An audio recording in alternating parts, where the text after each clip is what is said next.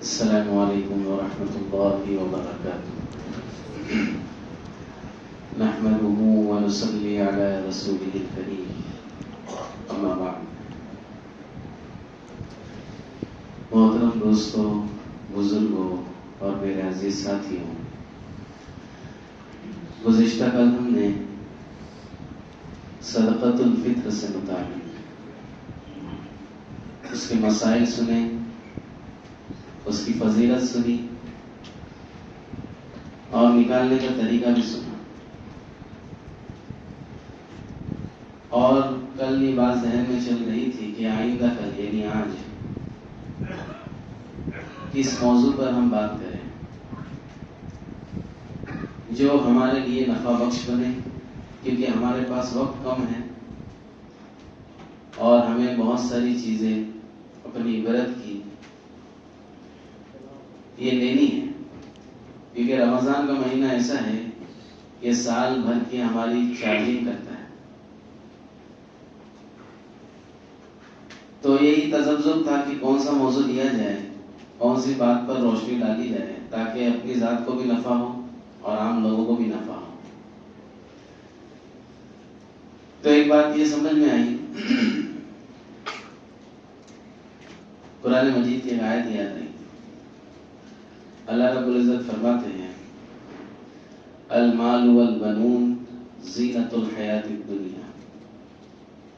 ہر انسان کے اندر، میرے میں، آپ میں، دنیا میں جتنے انسان ہیں، تمام انسانوں کے اندر یہ اللہ رب العزت نے مادہ رکھا ہے کہ وہ کسی نہ کسی چیز سے امید لگاتا ہے۔ اس کو کوئی ایک ایسی چیز اس کی زندگی میں ہوتی ہے، وہ یہ سوچتا ہے کہ یہ چیز میرے کام آئے گی۔ تو اللہ رب العزت فرماتے ہیں کہ اکثر انسان دو چیزوں کے اوپر امید بہت لگاتے ہیں، اور اب انسان جس چیز پر امید لگاتا ہے اس کو حاصل کرنے کی کوشش کرتا ہے۔ تو فرمایا المال والبنون، سب سے پہلے جو انسان کی امید لگانے کی جگہ ہے وہ اس کا مال ہے۔ انسان کو اپنے مال سے بہت امید ہوتی ہے کہ میرے پاس مال ہوگا تو چاہے میرے اوپر کچھ بھی حالات آ جائے، وہ مال مجھے ان حالات سے نکالنے میں کام آئے گا۔ اگر میں بیمار ہو جاتا ہوں تو میرا علاج بھی اسی مال سے ہوگا، یا اور کوئی پریشانی آ جاتی ہے تو اپنے مال کو آگے کروں گا اور میں پریشانی سے دور ہو جاؤں گا۔ تو سب سے زیادہ جو امید ہے انسان کو وہ اپنے مال سے۔ مال سے مراد صرف پیسہ نہیں ہے، زمین ہے، پراپرٹی ہے، سونا چاندی ہے، جو بھی ہے جس کی ایک ویلیو ہے، جس کو ہم خرچ کر سکتے ہیں وقت پر۔ دوسری چیز اللہ روز فرماتے ہیں بنون، بیٹے۔ یہاں پر اولاد نہیں فرمایا، بنون فرمایا، بیٹے۔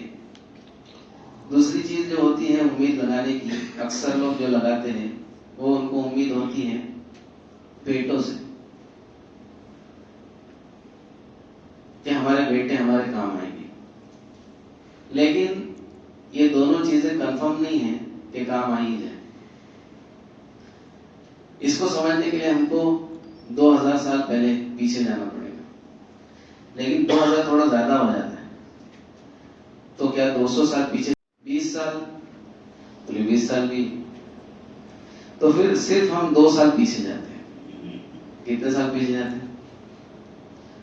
2 سال پیچھے جاتے ہیں۔ 2020، اب یہ 22 چل رہا ہے، ہم تقریباً 2020 کو بھول گئے، ہمارے ذہن سے جو ہے صفا پورا صاف ہو گیا۔ حالانکہ دوستو ہمارے لیے بڑی عبرت کی چیز تھی 2020۔ 22 تاریخ کو اعلان ہوتا ہے، 22 مارچ کو، کہ جنتا کرفیو لگے گا۔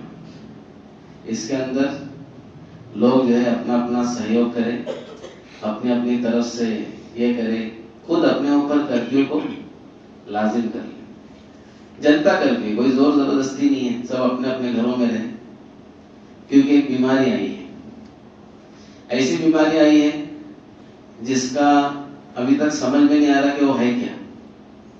جب بیماری سمجھ میں نہیں آئی تو پھر اس کا علاج کیا سمجھ میں آئے گا. پھر لوگوں کے دماغ میں 1000 لوگوں کی 1000 باتیں، سازش ہے، کوئی بول رہا ہے بیماری ہے، کوئی بول رہا ہے کیا ہے، کوئی بول رہا ہے کیا ہے. آدمی کنفیوز ہے. سب سے پہلے جو بلا آئی بیماری کا، سب سے پہلے جو اثر ہوا وہ غریب طبقے پہ ہوا، جو باہر سے آئے ہوئے. اب باہر سے آئے ہوئے ہیں، جب پوری چیزیں بند ہو گئی تو اب روز کما کے کھانے والے لوگ ہیں، اب کیا کریں گے؟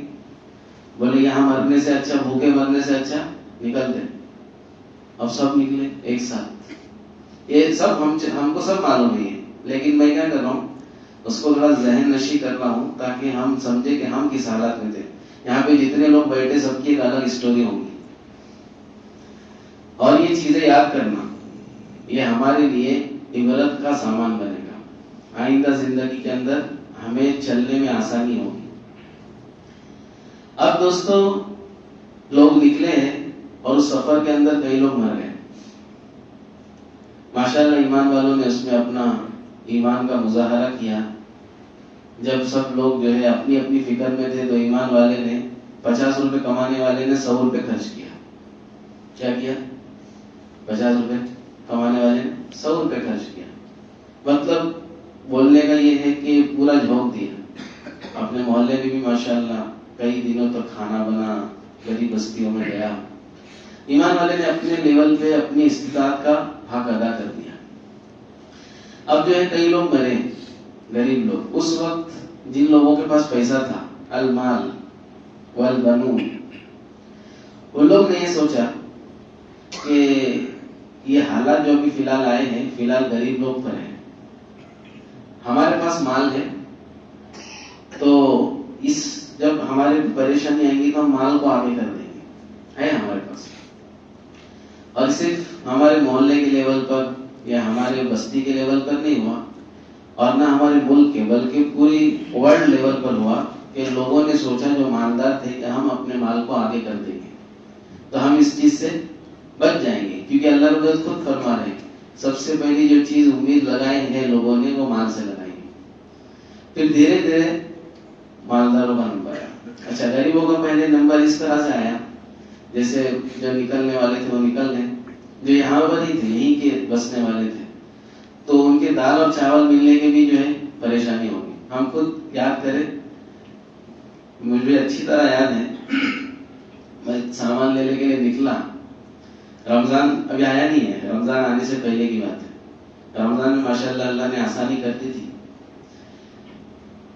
تو بولے ارے وہ جیسا میں نکلا یہاں پر آگے گیا تو پورا سناٹا، جیسے قیامت آ گئی ہے اور میں اکیلا بچا ہوں، کوئی نہیں دکھ رہا. اب جو ہے 2-3 دن بھاگتے بھاگتے آئے تو کیا ہوا بھائی؟ ارے بولے ادھر کچھ مل رہا ہے. کیا مل رہا ہے؟ بولنے پوچھنا کیا مل رہا ہے؟ جو بھی مل رہا ہے جمع کرو. ٹھیک ہے چلو دیکھتے ہیں. ادھر کنٹے کی اسکول کے آگے کوئی دکان تھی وہاں پر چلے گیا. وہاں پہ 2 جن بھاگتے بھاگتے آ رہے. کیا ہوا؟ ارے پولیس کی گاڑی آ گئی. تو کیا ہوا؟ ارے مار گئے. اللہ اکبر. مطلب ایسے حالات دوستوں کہ تمہارے پاس تھوڑا مال ہے، اور زیادہ مال والے کا آگے نمبر آنے والے.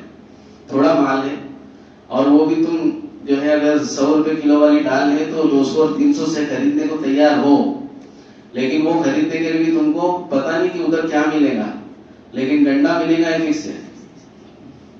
اب جب بھاگتے وقت گھر پہ آ گئے، اب کیا کرنا؟ بولے گھر پہ تو کچھ نہیں ہے. پیسے ہیں؟ ہاں ہے، لیکن کچھ فائدے کے؟ پیسے کچھ فائدے کے نہیں ہے. پیسے تھوڑی کھائیں گے، سونا تھوڑی کھائیں گے، دال چاول ہی کھائیں گے. پھر لوگوں کی طرف سے یہ بھی اعلان ہو رہے ہیں ہمارے لیڈروں کی طرف سے، بھائی کھچڑی کھاؤ لیکن تھوڑا صبر کرو. ارے کھچڑی کے لیے بھی تو دال چاول لگیں گے نا. باہر غریبوں کا نمبر ابھی تھوڑا تھوڑا چھٹتا گیا. رمضان آ گیا. رمضان میں ماشاءاللہ ایک وقت طے کر دیا گیا، بھائی یہ وقت میں کھانا ہے، یہ وقت میں لینا ہے. تھوڑی آسانی ہوئی.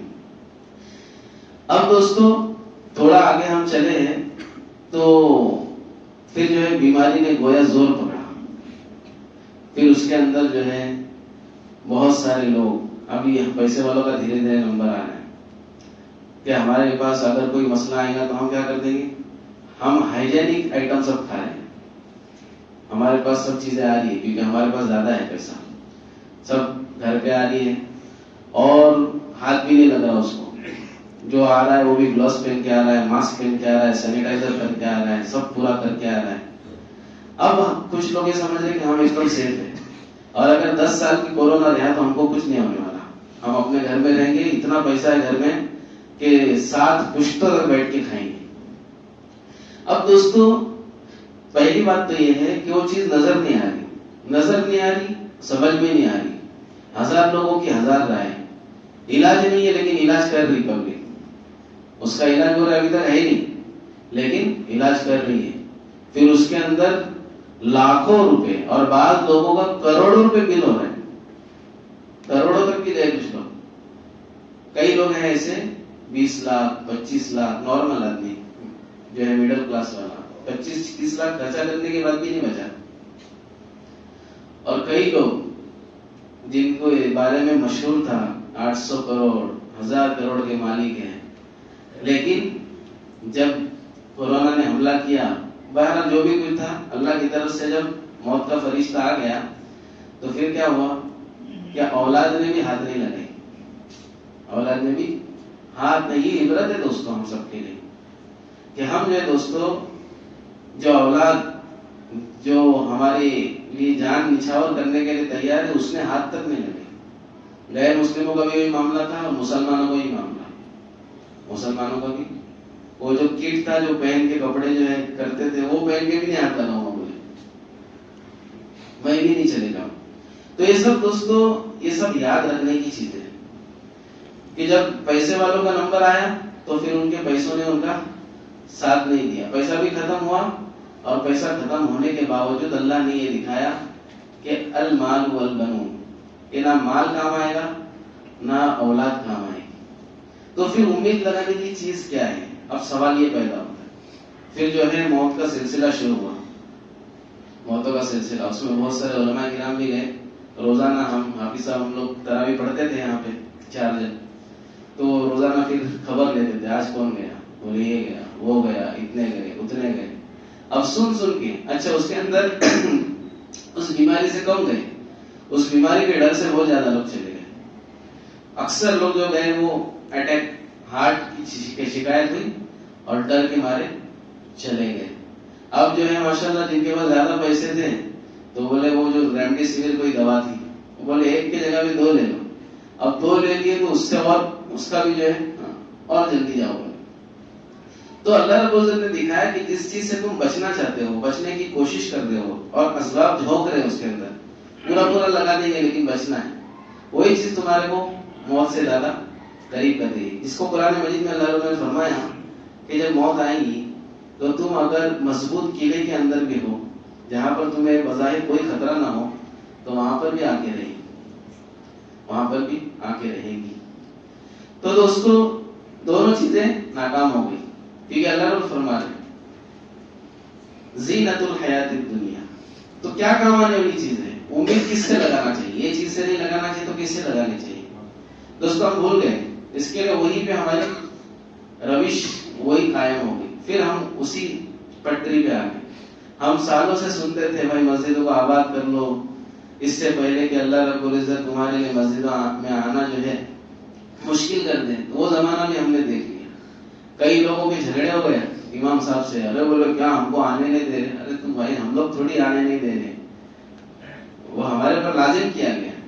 پھر جو ہے امام صاحب پہ اور 2-3 جن پہ جو ہے وہ بھی ہو گئی, کمپلینٹ بھی ہو گئی, فوٹو چلے گئے. تو عجیب حالت تھے, وہ حالات گزر رہے. لیکن دوستو اگر ہم ان حالات سے عبرت حاصل نہ کریں تو ہم سے بڑا بیوقوف کوئی نہیں. تو اللہ رب آگے فرما رہے ہیں المال والبنون زینت الحیات الدنیا والباقیات الصالحات خیر عند ربک ثوابا وخیر عملا. تو پھر امید لگانے کی چیز ہے باقیات اور صالحات, وہ نیک اعمال جو ہمیشہ باقی رہتے ہیں. یہ ریٹرنز بدلے کے اعتبار سے بھی بہتر ہے اور امید لگانے کے اعتبار سے بھی بہتر ہے. ہمارے اعمال ہی دوستو ایسی چیز ہے جس سے ہم امید لگا سکتے ہیں. ہمارے اعمال ہم کو کبھی دھوکہ نہیں دیں گے, ہمارے اعمال ہم کو کبھی دھوکہ نہیں دیں گے. یہ ہم کئی بار کہہ چکے ہیں اور سنتے آ رہے ہیں کہ ہمارا مال اور اولاد ہم کو دھوکہ دے سکتا ہے، جیسا کہ دیا 2 سال پہلے، لیکن ہمارے اعمال ہم کو دھوکہ نہیں دیں گے۔ اس لیے امید لگانے کے اعتبار سے جو سب سے بہترین چیز ہے وہ ہمارے اعمال ہیں۔ اور دوستو، دنیا فانی ہے، اور جو ہے دنیا ہوا کا ایک بلبلہ ہے، کبھی ختم ہو جائے کچھ بھی نہیں بول سکتے۔ اس لیے ایمان والا، اللہ کے نبی نے فرمایا الکیس من دان نفسہ، کیس کہتے ہیں سمجھدار، ہوشیار، اور ایک اوپر کے لیول کا سمجھدار، اس کو کہیں گے الکیس۔ تو اللہ کے نبی فرما رہے کہ ہوشیار سمجھدار شخص وہ ہے من دان نفسہ وعمل لما بعد الموت، جو اپنے آپ کا محاسبہ کرتے رہے، روزانہ اپنا حساب لیتے رہے کہ میں نے کتنے اعمال اچھے کیے، کتنے اعمال برے کیے۔ دان نفسہ وعمل لما بعد الموت، اور اس کا جو کام ہو وہ مرنے کے بعد کے لیے ہو۔ اس کا مطلب یہ نہیں کہ مسجد میں پڑا رہے، دنیا کا بھی کوئی کام کرے، تجارت کرے، بزنس کرے، کاروبار کرے، نوکری کرے، یہ آخرت کے لیے کرے۔ یہ کس کے لیے کرے؟ آخرت کے لیے کرے۔ والعاجز من اتبع هواه وتمنى على الله، بیوقوف، ناسمجھ، نادان ہے وہ شخص جو اپنی نفسانی خواہشات پر چلے اور اللہ سے امیدیں لگائے رکھے۔ اللہ تو غفور الرحیم ہے، معاف کر دے گا۔ دنیا کے معاملے میں نہیں سوچتا، دنیا کے معاملے میں سوچتا جتنا کروں گا اتنا کماؤں گا، اور آخرت کے معاملے میں سوچتا ہے کہ کچھ بھی نہیں کروں گا اور اللہ میرے کو معاف کر دے گا۔ تو فرمائے عاجز ہے، بیوقوف ہے، نادان ہے۔ اس لیے دوستو ہماری سمجھداروں میں گنتی ہو جائے، ہمارا شمار سمجھداروں میں ہو جائے، تو ہم ہر کام آخرت کے لیے کرنے والے بن جائیں، نہ کہ یہ ہم تمنا کرتے رہیں۔ ہم میں سے اکثر لوگ دوستو یہ تمنا میں ہیں کہ ہم جو ہے سب کچھ کرنے کے باوجود بھی اللہ کی پکڑ سے بچ جائیں گے۔ ایک آدمی آیا مولانا کے پاس، مولانا دعا کر دیجیے، اولاد نہیں ہے، اولاد ہو جائے۔ تو مولانا نے کہا کہ ٹھیک ہے دعا کر دیں گے، کی مولانا نے دعا۔ پھر کچھ سالوں کے بعد آیا، مولانا دعا کر دیجیے، ابھی تک اولاد نہیں ہے۔ مولانا نے پھر دعا کر دی، انشاءاللہ ہو جائے گا۔ پھر آیا، بولے مولانا اولاد نہیں ہے۔ مولانا بولے ادھر آ بھائی، کیا ہو، شادی کیا کہ تم نے؟ بولے شادی تو نہیں کیا، شادی نہیں کیا۔ ارے بولے پھر قیامت تک بھی میں دعا کروں گا تو اولاد نہیں ہوگی۔ تو معلوم ہوا دوستو، جس طرح سے بغیر شادی کے اولاد نہیں ہوگی، اسی طرح سے ہم اپنے اعمال کو درست نہ کریں اور تمنا کرتے رہے کہ اللہ ہمارے ساتھ مدد کا معاملہ کرے گا، اللہ ہم کو معاف کر دے گا، اللہ ہمارے ساتھ صحابہ والی مدد اتارے گا۔ تو جیسے وہ ناممکن چیز ہے، یہ بھی ناممکن چیز ہے، پاسبل نہیں ہے۔ تو ہم دوستو اس بات کی فکر کر لیں کہ یہ رمضان کا موقع ہم کو ملا ہے، یہ صرف رمضان کے لیے نہیں ہے، یہ ایک صرف موسم اور ایک فیسٹیول نہیں ہے، یہ تو ہماری تبدیلی کے لیے آیا ہے، یہ ہمارے اندرون اور بیرون کو بنانے کے لیے آیا ہے۔ اس پر جمنا ہے۔ ان الذین قالوا ربنا اللہ ثم استقاموا، جن لوگوں نے یہ کہا کہ ہمارا رب اللہ ہے اور پھر اس پہ جمے، اس پر جمنا اصل ہے۔ تتنزل علیہم الملائکہ، تو ان کے لیے فرشتے اتریں گے، اللہ تخافوا ولا تحزنوا وابشروا بالجنہ، موت کے وقت بھی اور دنیا کے اندر بھی ان کی مدد کے لیے فرشتے اتریں گے اور کہیں گے اللہ تخافوا ولا تحزنوا، ڈرو مت، فکر مت کرو، اللہ تمہارے ساتھ ہے، اللہ کی مدد تمہارے ساتھ ہے۔ اس لیے دوستو ہم آخرت کے لیے جتنے اسباب ہو سکتے ہیں آخرت کو بنانے والے، اتنے اسباب کو اختیار کریں، اپنی دعاؤں کے اندر ہم زور لگائیں، حرام چیزوں سے بچنے کی کوشش کریں، اور سب سے پہلی بات، اگر ہم نے یہ طے کر لیا کہ ہم نے حرام کی چیز کو استعمال ہی نہیں کرنا ہے، ہم نے حرام کمائی کو ہاتھ ہی نہیں لگانا ہے، تو اللہ رب العزت جو ہم کو دینا ہے وہ حلال طریقے سے دے کے رہیں گے، جو ہم کو دینا ہے وہ حلال طریقے سے دیں گے اور ہمارے آخرت کے لیے اس کو کامیابی کا ذریعہ بنائیں گے۔ اور اگر ہم نے حرام طریقے سے ان چیزوں کو استعمال کر لیا اور اختیار کر لیا تو جو مقدر میں تھا وہی ملے گا، لیکن پھر اس پر اللہ رب العزت کی طرف سے پکڑ ہوگی۔ تو یہ جو 2 سال پہلے والی بات ہے ہم بھولے نہیں، وقتاً فوقتاً اس کو یاد کرتے رہیں، اور ہمارے ساتھ بھی ایسی کچھ چیزیں پیش آئی رہیں گی، اس پر اللہ کا شکر ادا کریں کہ ہمارے آس پاس ہمارے محبوب، ہمارے چاہنے والے، ہم جن کو چاہتے تھے، ہمارے رشتہ دار، کتنے لوگ بیچارے چلے گئے، اور کتنے لوگ آج جو زندہ ہیں ان کے نوکری کاروبار ختم ہو گئے. جو لوگ زکات دیتے تھے وہ زکات لینے والے بن گئے. عجیب حالت ہے دوستو, ابھی تک اس کا اثر گیا نہیں. وہ بات اور ہے کہ ہم کو سمجھ میں نہیں آ رہا ہے. تو ان چیزوں سے اگر اللہ نے ہم کو بچایا ہے تو اس پر اللہ کا شکر ادا کریں, اور آئندہ ایسے حالات ہم پر نہ آئے, اور اگر آئے بھی تو اللہ اس میں سے بھی پار کرا دے, اس کی تیاری